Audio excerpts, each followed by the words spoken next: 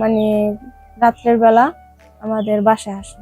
আসার পরেও আমার দরজা টোকাইতেছে, আরিফা তুমি দরজাটা খোলো। আমি বলছি কে? পরে ওর নামটা বললো, বলার পর আমি দরজাটা খুললাম। আমি বললাম তুমি আসছো কেন?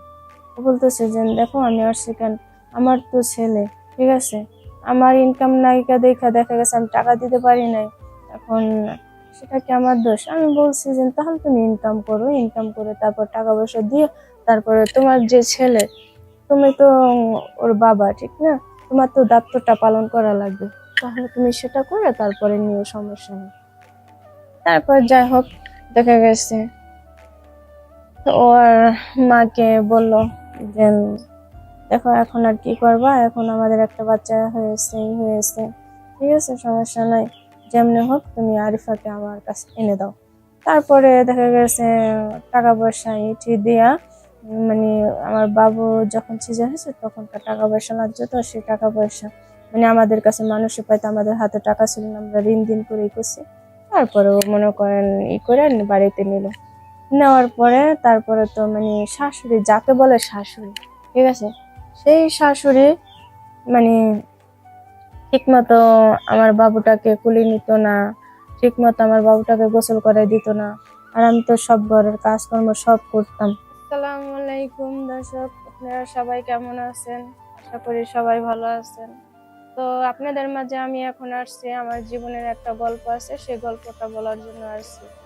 দর্শক, আমার গল্পটা যদি আপনাদের কাছে ভালো লাগে তাহলে মনোযোগ দিন। আর দেখা গেছে আমার জীবনের লাইফে ভাইয়া, আমি যখন ছোট ছিলাম, ছোট বলতে দেখা যায় ক্লাস, যখন আমি 6 পড়তাম তখন তো আমার একটা ছেলের সাথে সম্পর্ক হয়। তো সেই সময় ওই ছেলেটা ছোট ছিল, মানে আমার বয়স একটু বড়, এভাবে ছোট ছিল, ঠিক আছে। আমিও ছোট ছিলাম, 6-এ পরে, তখনকার ছেলে মেয়ে বা কত দূরজন কত আর থাকে। তারপরে দেখা গেছে ছেলেটার সঙ্গে আমি সম্পর্ক করি, মানে সম্পর্ক করতে চাই না, তারপরও আর কি সম্পর্ক করছে আমার সঙ্গে, তারপর যেমনি হোক করছি, অনেক কলা কৌশল, অনেক ইটি দিয়া তারপর আমার সাথে সম্পর্ক আমি করেছি। তারপর এক পর্যায়ে কথা বলতে বলতে ওর আর কি ভালো লেগে যায়, আর ও তো আমাকে আগে ভালো লাগছে। তারপরে দেখা গেছে এক পর্যায়ে ওর সাথে ভালো সম্পর্ক চলতে আছে, তাহলে দেখা গেছে ও মানে ও আস্তে আস্তে বড় হয়েছে, আমিও আস্তে আস্তে বড় হইতাছি।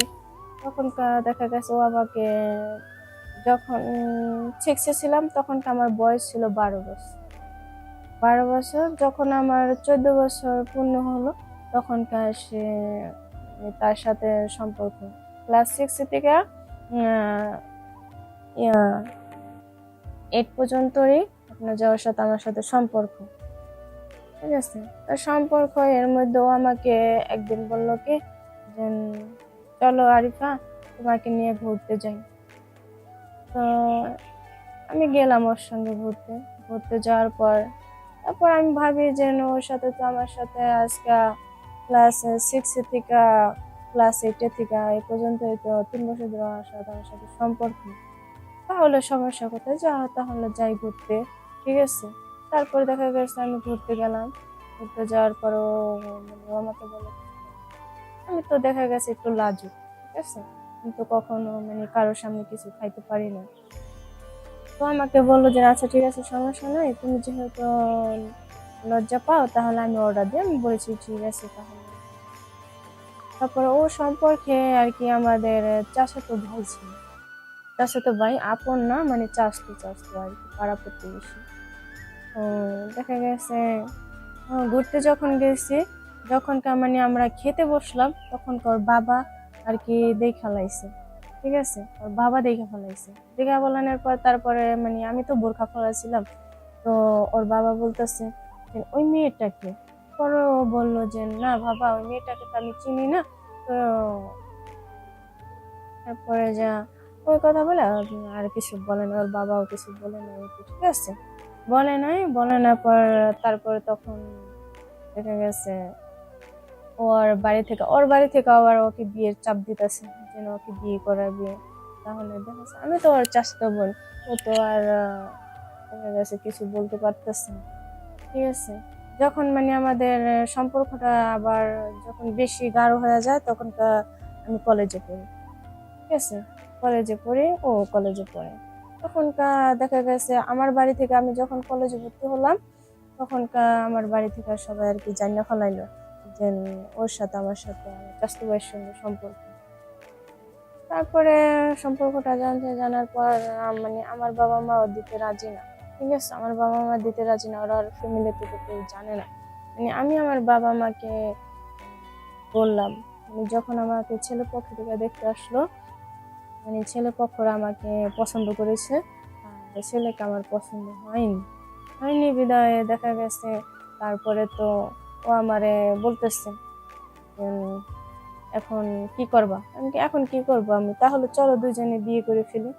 তারপরে ও বলতেছে যে ঠিক আছে, সমস্যা নাই, তো আমার ফ্যামিলিতে তো কেউ মানতেছে না, তোমার ফ্যামিলিতে কেউ তো মানবো না, ঠিক আছে, তাহলে কি করা যায়। তারপরে কি করলাম, লাস্টে ও আর আমি বিয়েটা করতে বাধ্য হলাম। গোপনে বিয়ে করেছিলাম, কিন্তু কেউ জানেনি। না জানার পরে পরে দেখা গেছে ওর বাড়ি থেকে যখন ওর আবারও বিয়ের চাপ দিতেছে,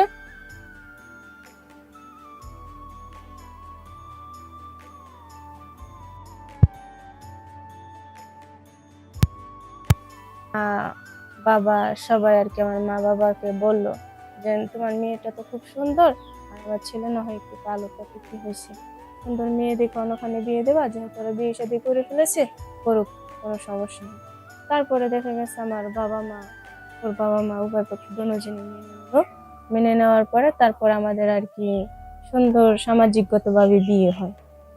বিয়ে হওয়ার পর দেখা গেছে আমাদের দিনকালটা ভালোই যাচ্ছে, খুব সুন্দর যাচ্ছে, তো আলহামদুলিল্লাহ। তারপরে দেখা গেছে এর মাঝে মানে যখন মানুষে বলে না, যখনকার প্রেম করে তখনকার সবকিছুই ভালো, ঠিক আছে, তখনকার সোনা জাদু পাখি সবটাই বলে। তারপরে দেখা গেছে যখন মানে আমার বিয়ে যখন 1 বছর পূর্ণ হলো, তখনকার আমার বাবু আসে আমার গর্ভে, কনসেপ্ট করে। তারপরে দেখা গেছে কনসেপ্ট করার পরে তারপরে আমার বাবু 9 মাস পূর্ণ হয় যখন, তখনকার আমার বাবুটা হওয়ার পরে তারপরে তো তখন থেকে আর কি গ্যাঞ্জামটা হয়ে গেছে আমার সাথে আর আমার হাজবেন্ডের সাথে। মানে তখনকার দেখা গেছে ওর ওর বাড়ি থেকে আমার বাড়ি থেকে মানে দুই পরিবার থেকে গন্ডগোল হইতে আসছে। তারপরে গন্ডগোলটা হলো যে আপনার যখন আমার বাবু হয়েছে, তখনকার আমার বাবুর আমার যত টাকা পয়সা হয়েছে আমার বাড়ি থেকে দিয়েছে, আর ওর বাড়ি থেকে কিছু দেয়নি, ঠিক আছে, দেয়নি। দেখা গেছে সিজারে বাবু হলে তো টাকা পয়সা লাগবে অবশ্যই। তারপরে দেখা গেছে কিছু দিল না, সেটা নিয়ে গ্যাঞ্জাম করছে ওরা। তারপরে আমার বাবা বলছে ঠিক আছে, সমস্যা নাই, তোর টাকা পয়সা লাগবে না, তোর টাকা পয়সা আমরা কি করবো। পরে আমার বাবা আমাকে হসপিটালতে ছাড়ে আনলি করলো, যাই হোক। তারপরে দেখা গেছে ওর সঙ্গে আমার সঙ্গে যোগাযোগ আর হয় না মাত্র। কিন্তু আমাদের পাড়া প্রতিবেশী পাশাপাশি বাড়ি থাকলে কি হয়েছে, আমি তো ঘরে থেকে বেশি বের হতাম না, কারণ ওর সাথে আমার সাথে দেখা হয়, আর ও তো মানে ওই যে টাকা পয়সা দেয় নাই, এ কারণে ও তো আমাদের বাড়িতে আসতে পারে না, ঠিক আছে, এই জন্য। তারপরে তো কি করব, তারপর এক পর্যায়ে ও মানে রাত্রের বেলা আমাদের বাসায় আসার পরেও আমার দরজা টোকাইতেছে, আরিফা তুমি দরজাটা খোলো। আমি বলছি কে, পরে ওর নামটা বলার পর আমি দরজাটা খুললাম, আমি বললাম তুমি আসছো কেন।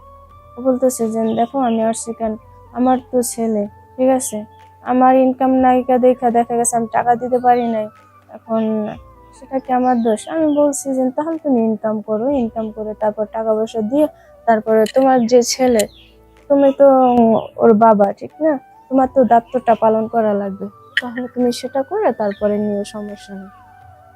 তারপর যাই হোক দেখা গেছে ওর মাকে বলল যে দেখো এখন আর কি করবা, এখন আমাদের একটা বাচ্চা হয়েছে, ঠিক আছে, সমস্যা নাই, যেমনি হোক তুমি আরিফাকে আমার কাছে এনে দাও। তারপরে দেখা গেছে টাকা পয়সা ইটি দিয়া মানে আমার বাবু যখন সিজার হয়েছে তখন টাকা পয়সা লাগছে, তো সেই টাকা পয়সা মানে আমাদের কাছে মানুষ পাইতো, আমাদের হাতে টাকা ছিল না, আমরা ঋণ দিন করেই করছি। তারপরে ও মনে করেন করে বাড়িতে নিল। নেওয়ার পরে তারপরে তো মানে শাশুড়ি, যাকে বলে শাশুড়ি, ঠিক আছে, সেই শাশুড়ি মানে ঠিক মতো আমার বাবুটাকে কুলে নিত না, ঠিক মতো আমার বাবুটাকে গোসল করে দিত না। আর আমি তো সব ঘরের কাজকর্ম সব করতাম, ঠিক আছে, তারপরে তাদের মন পাইতাম না। তাহলে আর কি করার আছে বলেন, এখানে করার নেই। তারপরে দেখা গেছে আমি সবকিছু মুখ বুঝে সহ্য করতাম। সহ্য করার পরে দেখা গেছে এমনি আমাদের এলাকা আমার তো এভাবে সবাই ভালো বলে, কেউ তো আর খারাপ বলে না, ঠিক আছে। তারপরে আমি আমার মতো থাকতাম। দেখা গেছে যেহেতু হেরা আমাকে ভালো বলে না, বলে না, ওই যে ভালো বলে না বলতে দেখা গেছে ওই যে আমার যে টাকা পয়সা লাগছে, সেই টাকা পয়সা তার ছেলে দিল কেন, এই জন্য, ঠিক আছে, ছেলে দিতে পারবে না, আমার বাবার বাড়ি থেকে আমার এই সব বলে দিতে হবে। তাহলে দেখা গেছে আমি তারপরে বললাম, আপনার যখন আপনিও তো একটা ছেলের মা, ঠিক আছে, আমি তো মা হয়েছি, তা আপনার যেরকম লাগে, ঠিক আছে, আমার বাপ মার ওরকমই লাগে, ঠিক আছে, যে আমি তার মেয়ে, ঠিক আছে, আপনি তো ছেলে, এতে কি হয়েছে, আজকে আপনার মেয়েটা যদি এরকম হইতো আপনি কি করতে পারতেন। মানে এরকম বলে অনেক কিছু কথাবার্তা হয়, আমার শাশুড়ির সঙ্গে কাটাকাটি হয়। তারপরে দেখা গেছে আমার হাজবেন্ড আমার কাছে ছিল না, তখন তো উনি ঢাকায় একটা জব করতো, ঠিক আছে, জব করতো। তারপরে দেখা গেছে আমার হাজবেন্ডের সঙ্গে বিচার আচার দেয় আমার শাশুড়ি, আমার হাজবেন্ড আমার সাথে খারাপ ব্যবহার করে। খারাপ ব্যবহার করার পরে তারপরে দেখা গেছে মানে ও আমাকে বলছে যে তোকে আমি রাখবো না। কেন রাখবা না, তুই আমার মার সঙ্গে ঝগড়া করছিস। আমি কেন ঝগড়া করছি, তুমি জিজ্ঞেস করে দেখো কিসের জন্য ঝগড়া করেছি। সে কোনোটাই মাইনা নিতে পারতেছে না, মানে তার বাবা মা তাকে এমন বানায় রাখছে, ঠিক আছে, সে জানি আমার কথা না বলে নাই করে, সেইগুলা করে রাখছে। ঠিক আছে, সমস্যা নাই, ভালো থাক। দেখা গেছে যে তারপর এক পর্যায়ে তার সঙ্গে আমার সঙ্গে হলো কি ডিভোর্স হয়ে গেল। ডিভোর্স হওয়ার পরে আমি এখন আমার ছেলেকে নিয়ে আমি এখন আমার বাবার বাড়িতে আছি। দর্শক, আপনাদেরকে বলছি এরকম ধরনের কারোর সাথে সম্পর্ক করবেন না, যাতে একবার বিয়ে হলে তার সংসারটা আবার ভেঙে যায়। ঠিক আছে, সবাই ভালো থাকুন, সুস্থ থাকুন।